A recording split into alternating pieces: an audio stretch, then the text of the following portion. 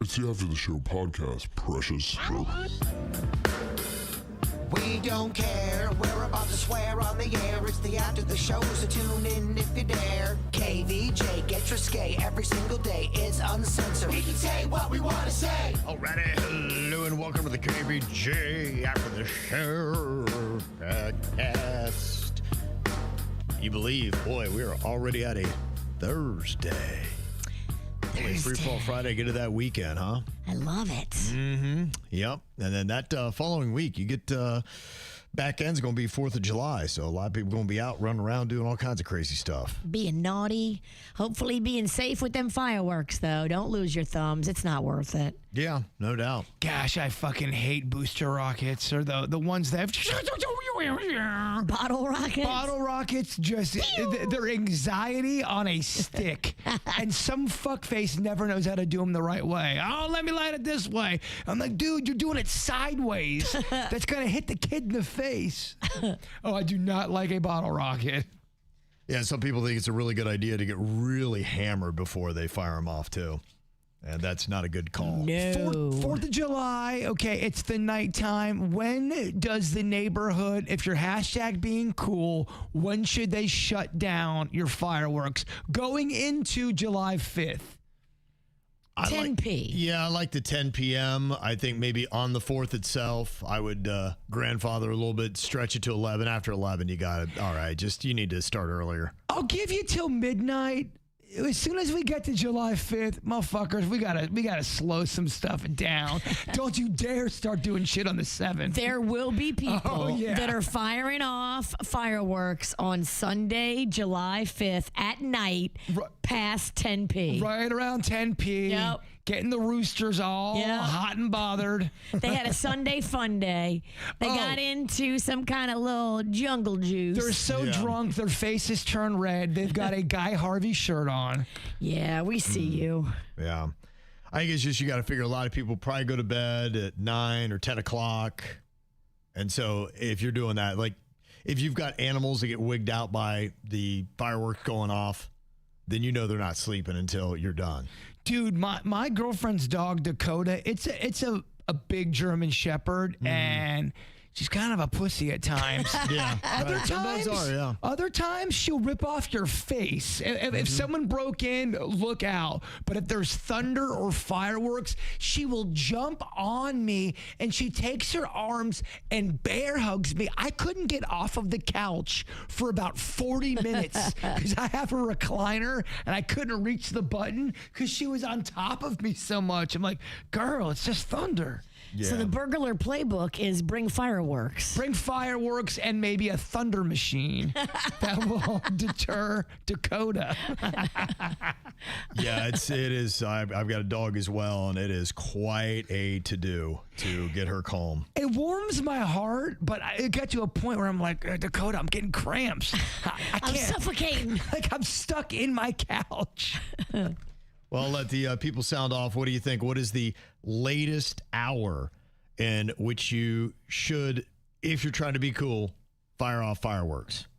And some people may say, hey, look, it's 4th, man. You do it whenever you want. It's 2 a.m., fire them off. I'm okay with it. It's when you go into the next day. Even during July 5th, during the daytime, I'm down with that. I'm cool. You just can't be doing shit on the 6th, the 7th, and the 8th at nighttime. Gotcha. You, at that point, are a fuckface. Yeah. And some people are saying in my neighborhood, it's hard to tell if it's fireworks or gunfire. That's a good point. Me and Denny's had that issue. We just were way too high. I think there are some communities that unfortunately they realize that as well. So it's a night for murder. That if you've got some scores to settle, it's a great time to do it because they're overwhelmed with the calls and be like, sorry, man, that's just fireworks. And people don't, I mean, you could actually hear gunshots go off, and it's crazy because I've seen it before where they'll ask people who are there seeing the whole thing, how many gunshots did Kevin get off? It'll be, he did 7. Oh, it was 3. It's so crazy. People can see the same thing and have a completely different, encounter of what happened. And then you have some people just fire guns up in the air, which adds more confusion to what are the legitimate homicides or attempted murders that are out there, and what are the ones where people are just either setting off fireworks or they're just firing off their gun into the air for fun. Oh, that would just be the worst. Shooting a bullet up in the air and then just running, hoping it doesn't hit you. Oh my gosh, that's the dumbest thing ever. It is If you're pretty dumb. shooting a gun in the air, you should actually be shot in the foot. What goes On up purpose. must come down. For every bullet you put in the air, you deserve one in the top of your foot. It is very Tombstone like. Yeah. You drink a bottle of rum and You know what's fascinating to me? You ever seen on the news, they'll talk about how the cops have that shot spotter, and somehow when somebody fires a gun, it alerts them at the police station. They know where. Wow, that's cool. It's like, I don't know how that would work, but it's pretty crazy. I think it pinpoints where it is. So there's such good camera technology now. Yeah. Not every place has it, but they probably have some kind of microphone on a camera that's telling them that kind of a thing just happened. I know there are some cameras in the French Quarter now in New Orleans. They can sense in and on a person's body if they have a firearm or a weapon, much like the technology they have at TSA at the airport. There are cameras now that can be kind of far away from you, and they can see if you're packing a gun in your waistband under your shirt. And I'm not even, I mean, I don't know what to believe anymore, but the thing I was watching seemed credible. And what they were saying was the technology is going to get so good where you are going to have no idea something is hovering over you because it's going to be invisible. And let's say it has facial recognition, because we all are looking into our phones, giving that facial recognition. They just go back in their data system and go, that's Virginia Sinicki, weight, height, age, data, all that stuff. It's getting to the point, and in smart cities, they're starting to do that stuff. But you may never know something's right above you taking your fucking picture. That's how good it's getting. I love it because I'm not going to be committing no crimes. I'm not going to be doing anything where I'm trying to like hide a gun in my waistband. I think it's good for the public safety for that kind of technology. It depends on what exactly it is for. Is it just for public safety, or is it going to be something to where, yeah, right now only the government has it, but then in 15 years, everyone's got access of it, and then you're picking your ass and then you're on the internet, or you're, you know, pissing out in a tulip bush and like, oh, look at that tulip pisser. Look, if picking our ass will get us viral, I will gladly pick my ass on KVJ Social. Yeah, there's just some technology that's coming out that we haven't adjusted yet, our rules and regulations to. AI, drones, things like that. They're just like, okay, we're trying to keep up. Well, not only that, we don't even know it. We don't even know what's out there. Like your average person does not know what's really out there. You can read as many articles and watch as many podcasts as you want. Yeah. They're not going to tell you everything. It's changing the game in so many different things, whether it be law enforcement, whether it be warfare. I mean, the whole thing with Iran right now is we're firing off these expensive missiles. They had cheap-ass little drones. And in Ukraine, that's a big part of the Ukrainian war that's happening with Russia right now is those drones.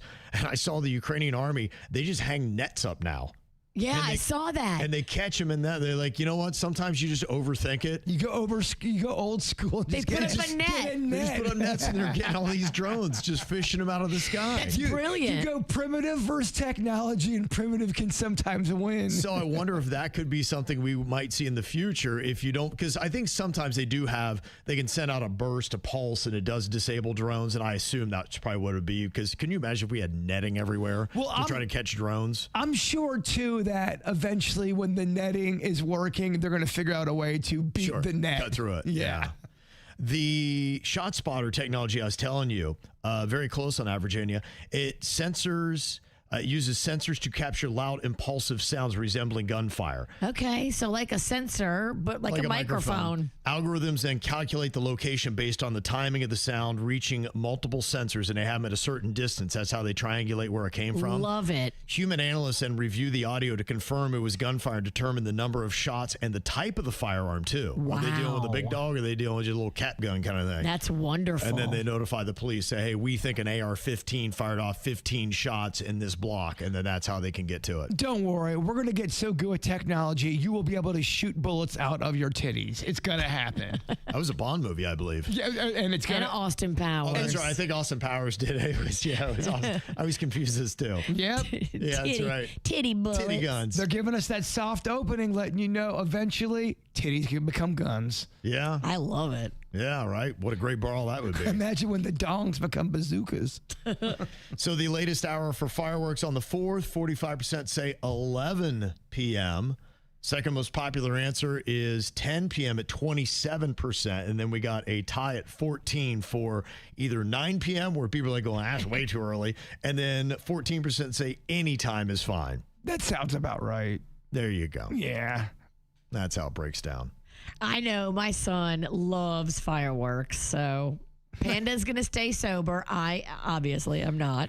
And Panda will be in charge of setting off a few fireworks. I'm more of the fan of the one where you light that little disc thing and it turns into a worm or like a snake. Yeah, You know what I'm talking- the snake. The ash snake. The most Yeah. low budget firework there is. And nobody gets too badly hurt. Yeah. It creates a little snake. Those are fun, If you're 4. but you got to work in some air activity as well. No, the ones that are cool are the ones they do a little light show for you. It gets kind of high, lasts 30 seconds. Those are pretty cool. Well, you can buy them now where they say all lights, no sound. They've got that. Well, I want that sound. Oh, well, then you can have that sound, but you can customize how you want your fireworks to go down. If you don't like the pop, pop, pop, pop, pop, pop, pop, pop, pop part of it, Yeah. but you like all the beautiful lights, you can do all lights, no sound. What if we get ones with no sound, but I just have you on the side and you just go boo, boo, boo, boo, boo, boo, boo, boo. I think we make some noise in the neighborhood. I'm down. No one's doing it. I wouldn't be surprised if in 20 years we don't see fireworks. Oh, it's Everything going goes to be to drones. Oh, yeah. Drones are next fucking level. Because some of the stuff they're doing with the drones now is insane. It's already. insane. Yeah. It's just what they're doing to put on a show in the sky. You're like, wow, okay, that's, you think about fireworks, and pretty much every fireworks show I've seen, they kind of are in the same realm. Yes. You may have more and they may last longer, but they're not doing the kind of stuff that drones are doing now. I was in Gatlinburg for New Year's Eve, and they did both. They had fireworks and A drones. lot of people are doing a combo right now. But I think you're going to see a slow switching where it'll mainly just be drones as they get more affordable. And because I think right now the price is about the same. I think is about where it is. Well, that's what scares people, too. I mean, we're talking just about 4th of July. Let's say you're driving down I-95 one day. You have no idea what the fuck's going on. And then, boom, all of a sudden, an eyeball comes in. Right.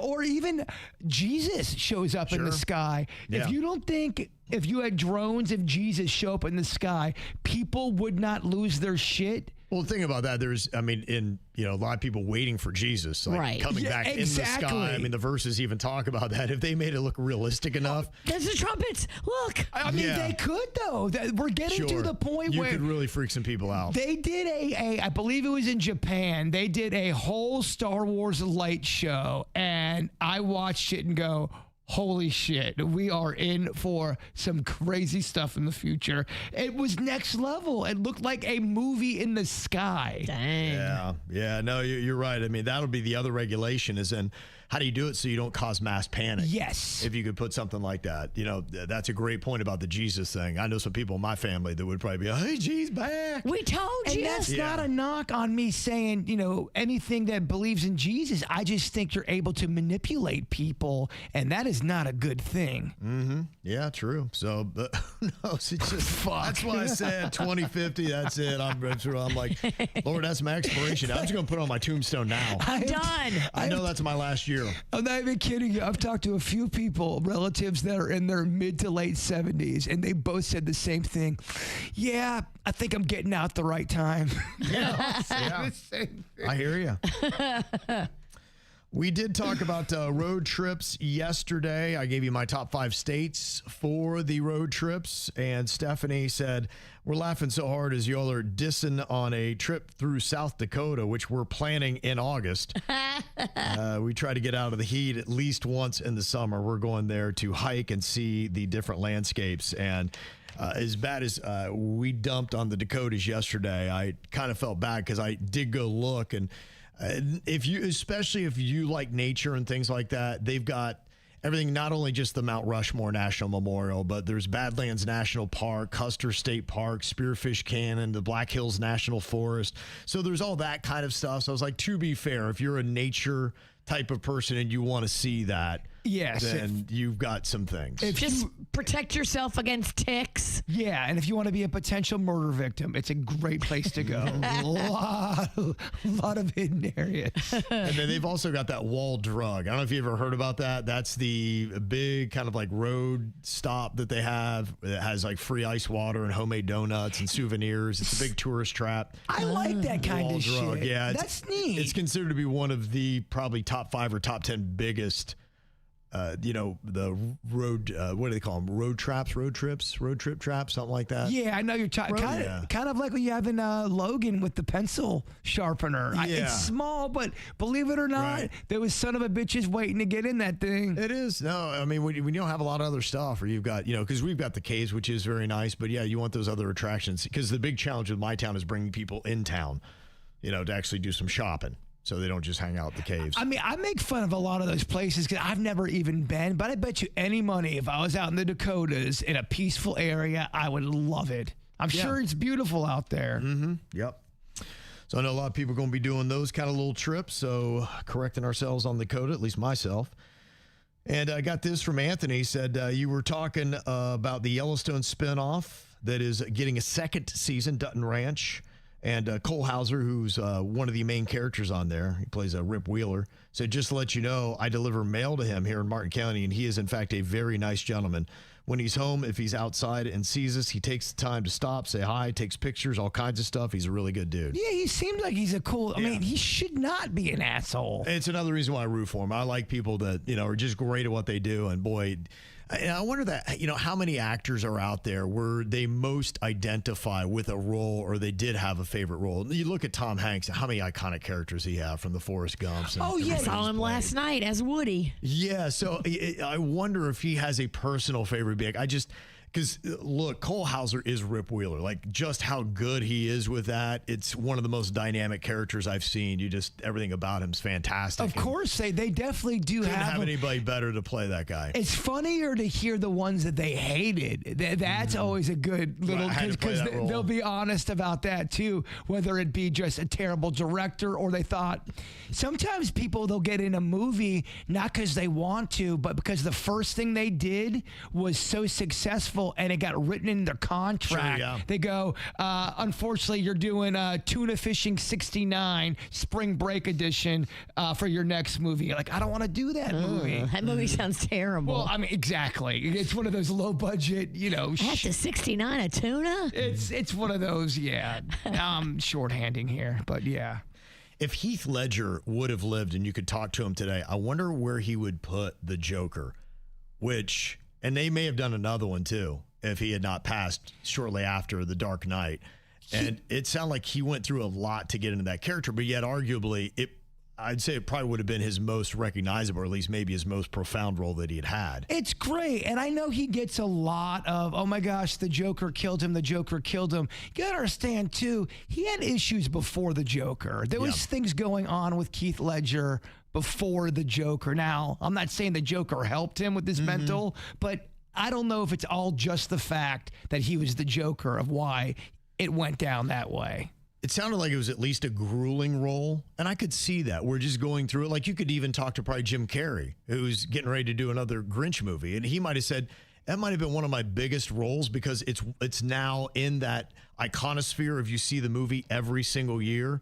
And they were talking about when I saw the making of Elf, they're like, we would love for this to be one of those movies that goes into the iconosphere that is in the rotation of every single year for 20, 30 years. People always watch this movie every single Christmas. Yeah, I think they do. I think they get into the character, but there's a difference between getting in the character and then being a performative actor who doesn't shut it down. You can absolutely do all of the work all day long, do your script, get in the character, and not be a fucking asshole when you're eating lunch during break time. He was also an actor that struggled with drugs, and that's how he may be. Oh, Heath Ledger, yeah. Yeah. But even like on the Jim Carrey thing, like if you talk to him with all the roles he's had, where would he rank The Grinch? Because it was grueling to go through and do it. So does he almost hate the role, or does he appreciate where it got him? Oh, I'm sure he appreciates it. I know that a lot of people did not enjoy him on Man on the Moon because he did not stop acting like Andy Kaufman, and he was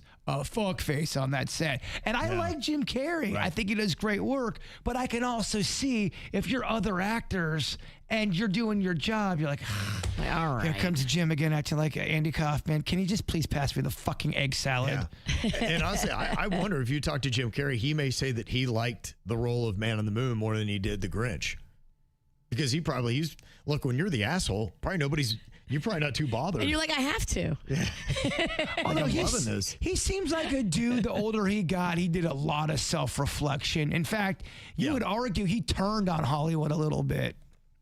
He says not nice things about Hollywood. And look at it. He's not in a lot of shit anymore like he used to be.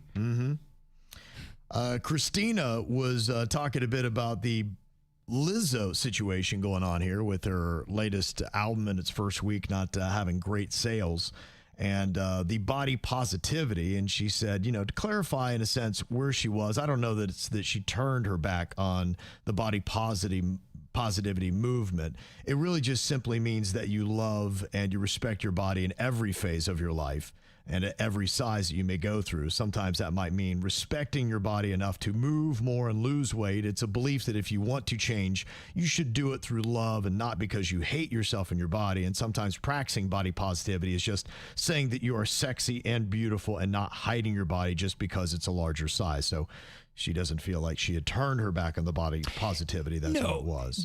But we all know, though, that when it comes to entertainment, image is everything. And that's, also, too, again, we're forgetting Lizzo wasn't liked by a lot of people. People were turning on Lizzo because they said Lizzo wasn't nice. It wasn't just about all that other stuff. It was a collective. It was a collective thing. Yeah. And then she played victim. So, and that's what people don't like. If you're wrong, you say you're wrong and you do better, and then you don't blame it on everybody else. You always say, if there's 30 people talking about something, there might be some smoke there. Right. And it's very possible, too, with her situation, that the songs may just not be great. I mean, if she had phenomenal songs on there. She had phenomenal songs first go round. Yeah, she did. She had Get very phenomenal Juice songs. might be one of my favorite songs of all time. Yeah. I mean, Morgan Wallen had a little bit of funk around him there for a while. I don't think it was the same nature, but he came back with a pretty stupendous album for what he did, and he's playing big stadiums now. People just said, and the review that they put out there of her new album was that it didn't feel authentic. It felt like she was trying to convince you how sassy and self-confident she was, but it just was landing flat. The other thing, too, is when the internet turns on you, it's the same thing that happened to Katy Perry. It's that when they start to turn on you and they sense that you're not doing it for the right reasons, that you're trying to just get back in the game. Yeah. The internet's they're the cruelest. Yeah. They are very cruel on the net. Yeah, I think authenticity is very important. Very important. Got an email from Lynade. He said, "Hey, Kev, I saw a trailer for Millionaire Nannies on Hulu. Well, we see your daughter Caitlin on there." It looks like a good show. There have been for a long time TikTokers doing this and blowing up, and some of them even got fired when their primary realized that they were making TikToks about them and their lives. Yeah. But I'm so happy that there's a whole reality show now about it. Yeah, it'll be interesting. I guess my thought on it, my daughter's not going to be on it, by the way. So I don't know if she'd want to. But she has an NDA with her job. And the way NDAs work, it's not only just that you can't talk, but it's that if you do and reveal some secrets that the family wouldn't want out, they'll come back and sue the living hell out of you, and they will win in that. And so that's why I don't know what families these people would be working for. Well, they're because probably all in on it. the families themselves. Yes.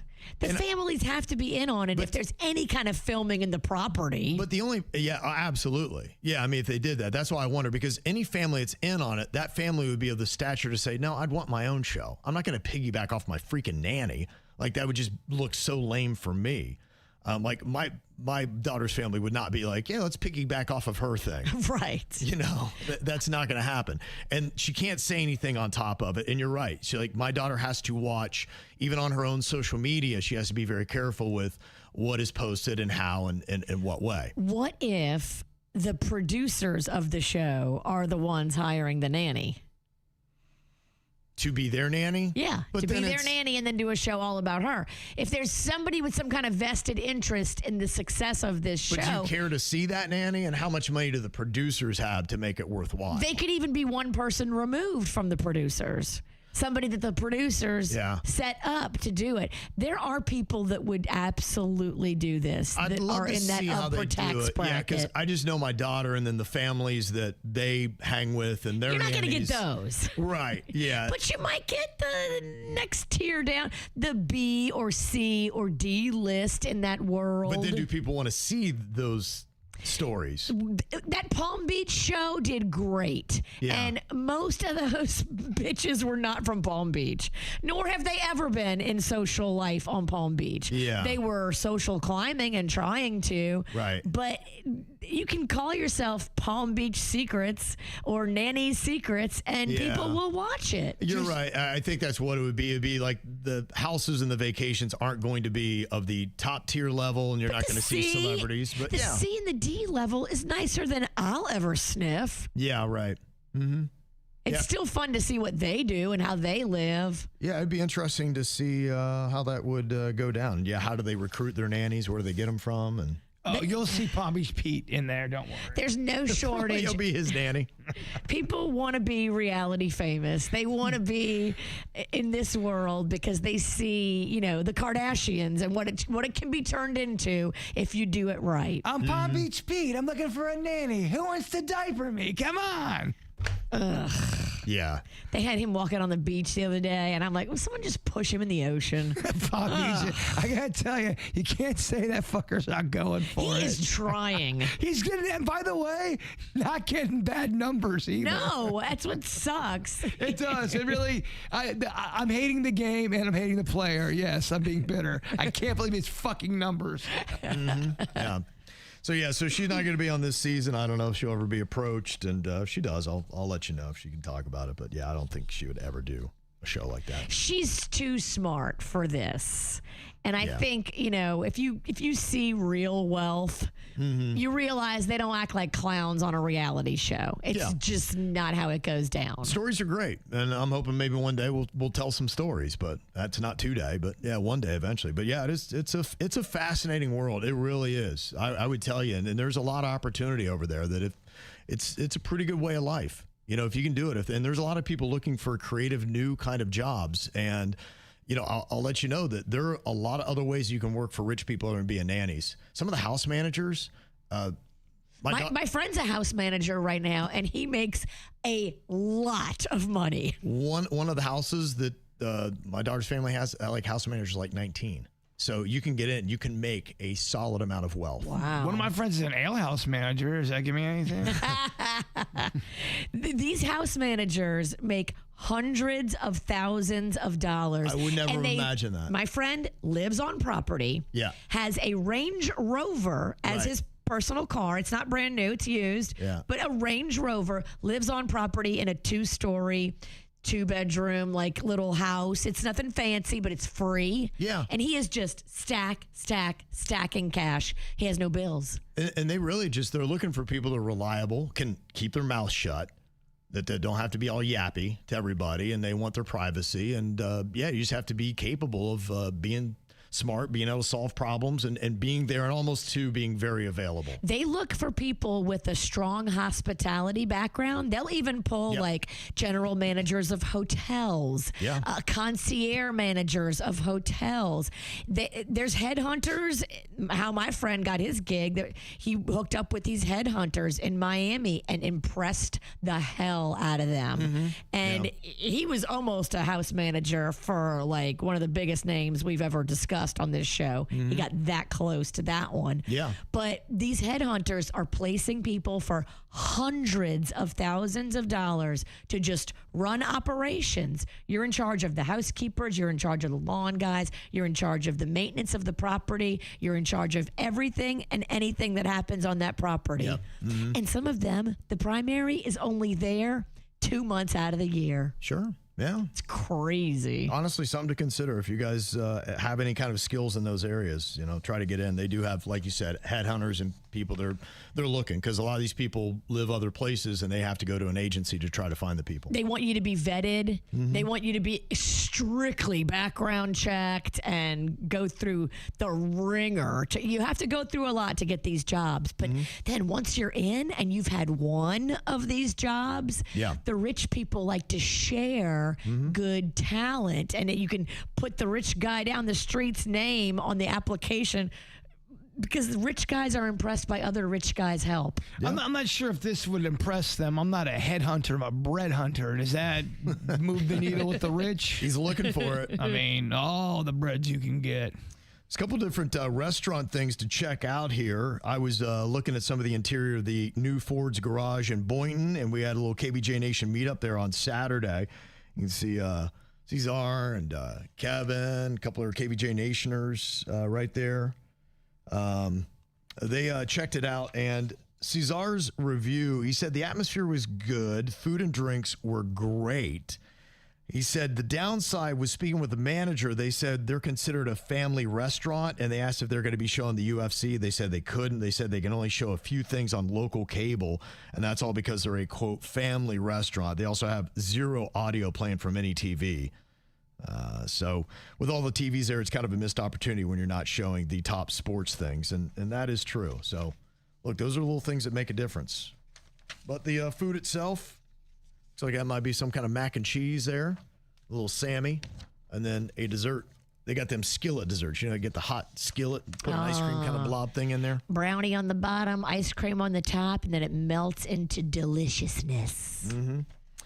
Yeah, a little bit of love. Somebody said, I love Ford's Garage. Super hot spot in Gainesville. Order the bison burger. Okay. And while you're there, Cafe Risque, Les Barrel. Yeah. If you want a little slice of beaver. If you want a little, I don't know, crabs with your pubes. Yum. And there's a Del Taco also opening up in Jensen Beach on US 1. Matthew letting you know. We had talked about that. Does it rival Taco Bell? Or starting to get them now in South Florida? Sounds like there's a rush of them now coming in. But easily the biggest fight of the week with the KVJ Nation, Taco Bell versus the, I keep forgetting that. Del Taco. Del Taco. I want to try it though. If it's half as good as some of the people say it is, fresher ingredients, you're speaking my language. It is weird though when it comes to people's taste. We could talk about any restaurant. We were talking about Texas Roadhouse the other day. Bunch of people say how much they loved it. I must have gotten 7 personal emails going, why the fuck are you promoting Texas Roadhouse? They are shit, blah, blah. I'm like, I don't know. I haven't been to one in many, many years, but I remember thinking it was like the Chili's of steakhouses. You don't go there looking for a prime cut of meat. Oh, yeah, of course. Yeah, you're not going to get a fucking diamond ring and people playing violins by the... It's something you go... But it's a good family, solid meal, good price. They got the biscuits or the buns or whatever, the rolls. It's the butter's great. Yeah. They're dancing. Look, all the feedback we got, it was very positive for Texas Roadhouse. I feel like that might have been the minority opinion rather than the majority. I would agree with you. We were overwhelmed with very positive comments about Texas Roadhouse. I would agree. I was shocked, but there were some people that going, "Oh, it's shit. It's good." But that's what it's so you could talk about anything. It could be the best meal ever, and people are gonna go, "That food is bullshit." And I got this from Will in the Pizzle. He said, Cav, you're talking about places you like to eat, and you'd mentioned a barbecue food truck on the side of the road on the Beeline Highway. And I immediately knew the one that you had mentioned, but you didn't say the name of it. Well, it is Big Tex Barbecue. And he's right. That's it. That's a truck. You can see they got a big old jacked I've seen up that. bowl. Yeah. I've seen that out before. Big Tex Barbecue out there. He said, I am there 1 to 4 times a week. 4 times a week. The guys that run it are awesome and definitely know their barbecue. Look, if you are a place that's got a food truck, something like that, and you keep it clean, you keep it looking nice, I would go to a place like that all the time. Yeah. If you did it the right way. Yeah. My buddy called me. He's like a weekend or two. He's like, hey, you want to go do some shooting? I'm like, I don't know if I want to go shoot, but I definitely want to go to Big Tex Barbecue. That's cozy. Keep your guns. Let's just go get some ribs. Let's go get fat. Love that, man. Yeah, I said, the guys are definitely awesome. They know barbecue. Kevin, next time you're there, ask their names. You'll get a kick out of it. That's great. I love seeing places like that. Yeah. So who would have thought out there on the Beeline? I have a boner when it comes to food trucks when they're done the right way. You got a T-boner? Anytime you see, one of them food truck rows where there's about 10 of them out there, I just get, food truck boner. Can you imagine if you're working in the food truck and Jaybird's walking up to your thing, you're like, No. Oh, Please don't come on my truck again. I would wear a raincoat because Bird's going to be coming. Look out, baby. He is ready to eat, baby. But I'm going to spend some money, though. Okay, there you go. All right, y'all, we got a free-for-all Friday tomorrow. A bunch of fun music and kicking off the weekend. What might be the 4th of July week for a lot of people, so make sure you're here tomorrow. We'll talk to you then. Goodbye.